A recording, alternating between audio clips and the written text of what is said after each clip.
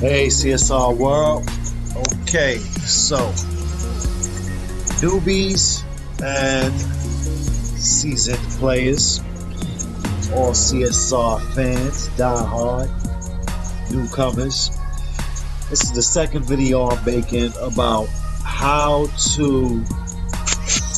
Please forgive me for my slow talk. This is my first time actually making videos, so I don't know how to go about this smoothly. I don't got that blog persona. I don't have that natural talent for just spitting the gift of gab and it just flowing out fluently. I'm also thinking of other things while I'm talking about things. But anyway, let's get to the point of what this video was made for. I also want to apologize for how slow I was talking on the first video. That's my very first video that I ever made. But I'm making these videos for newbies and just for anyone in general who are CSR fans that are trying to figure out how to drive these cars with the best racing technique to get your best results for your dyno time. Okay, a lot of these cars are tricky, and they don't tell you how to drive these cars, man. You wind up having to figure it out for yourself or going on YouTube, such as I had to do, and that's how I actually found out. But when I went looking for some videos on how to drive the cars, they don't actually post any videos on how to drive the car. All these videos that people are posting is the best tune for the car, the best tune. Everything is the best tune. Nothing is the best driving technique. So I already posted a video for the Regera. That was my first video. Now I'm going to show you how to drive the F12 Berlinetta and the driving technique for this one, because this one is tricky, and I actually bumped into the driving technique by accident, how to get the best, how to drive it the best way and to get your best race time at the dyno time or even less than the dyno time. So right now, as you can see, my F12 Berlinetta 710 PP, 1170 EP. Let's check out my upgrades and fusions. 40 of 42 upgrades, 93 of 110 fusions. That's not bad at all. That's a real good look. Alright, so check out the tuning. So I'm at 354 and 6.0 seconds for the nitrous. Okay, 3.36 for the final drive. 41.59 for the tires. Okay, so let's check out the dyno and see what the dyno's got. 9.773, 280 miles per hour. Not bad. Okay, so now you're gonna drive this car, right? And you're gonna drive it the way you drive all your other cars, and you're gonna try to get it on perfect, start off, and then possibly shift at perfect. I can tell you one thing, shifting at perfect is not good for any car at all. You want to shift on good. You get the best results at good, at shifting on good. Shifting on perfect, I'm sure you've seen that your time is not making your dyno.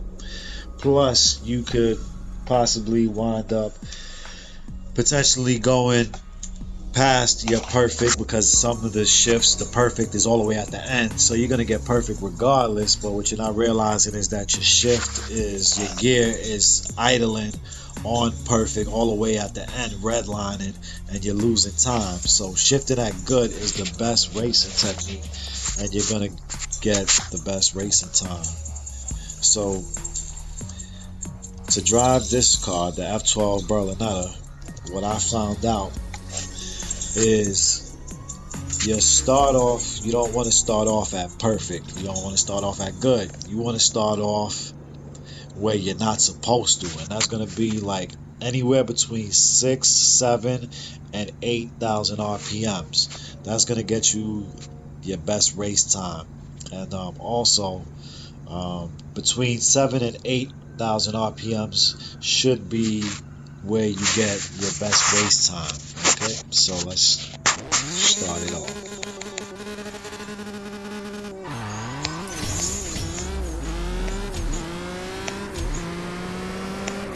Okay, and all shifts are on good.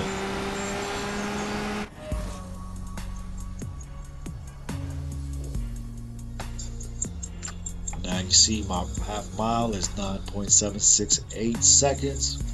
Top speed 280 miles per hour. Let's see how far off I am from the dyno. 9.768 and dyno 9.773. So I actually got a better time than my dyno. So now I'm gonna try to shift on. I'm gonna try to start off on perfect and shift on perfect, and I'm gonna show you the time difference.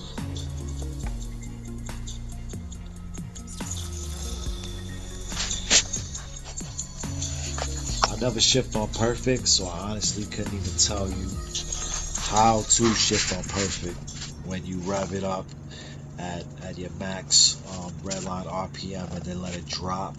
I don't know where to drop it at, but I'm gonna try to keep it on perfect here. Slow. Okay, a few perfect shifts. Now watch the, well, I shifted on slow. I started off on slow, so 9.987 seconds. Okay, so my time dropped 0.2 of a second.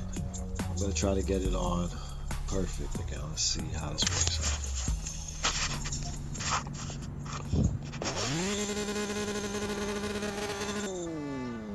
Perfect, there we go. Okay, and perfect shifting. As you can see, like I was explaining to you, the perfect shift is all the way at the red line. So you think you're getting perfect, but you're actually redlining and it's idling, which is causing you to lose time. So now you got 9.987 seconds at a slow start off, which is horrible, opposed to the perfect startup, which got me to 10.321 seconds with perfect shifting as well. I'll do it again and see if I get a better time, which I doubt.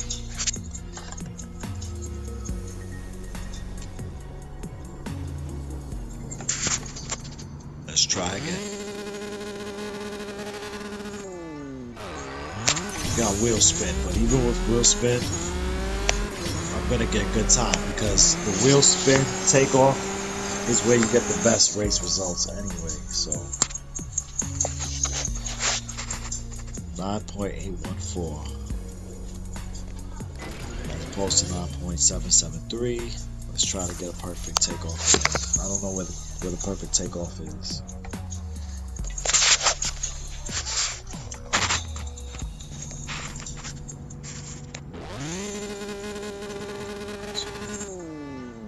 Perfect. There we go.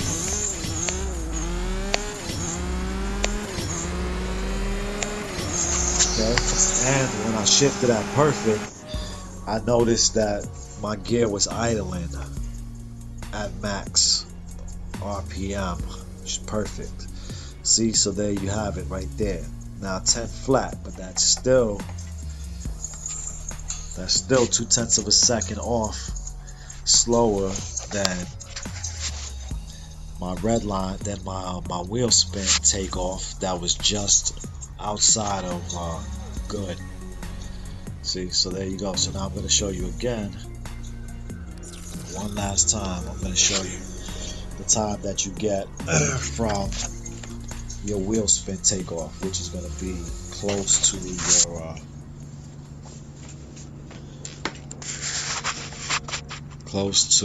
your dyno time.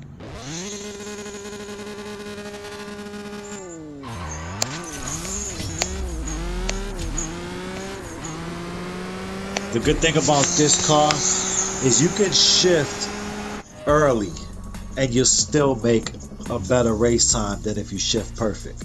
See, so you see I shifted a few early and I shifted a few good, and I did a wheel spin takeoff, and I still did better than a perfect start and perfect shifting. And by 2 1/4 tenths or 2 1/8 tenths of a second. Still did real good there. 785 as opposed to 773. Okay, so like I said again, you want to take off at about 7 to 8,000 RPMs, and that's where you're going to get your best results. And you want to shift on good. Good is your perfect. That's your perfect shift. And you're going to be dead on with your dyno or above.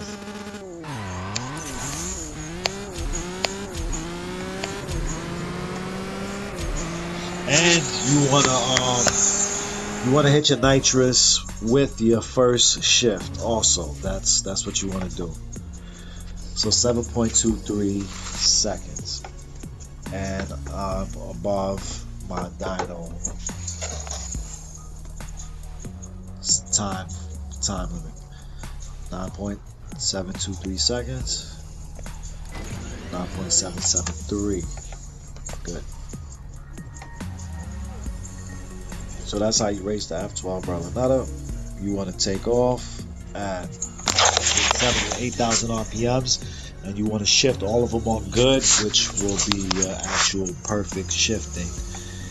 And you want to hit your nitrous at the same time with your first shift. And that's that.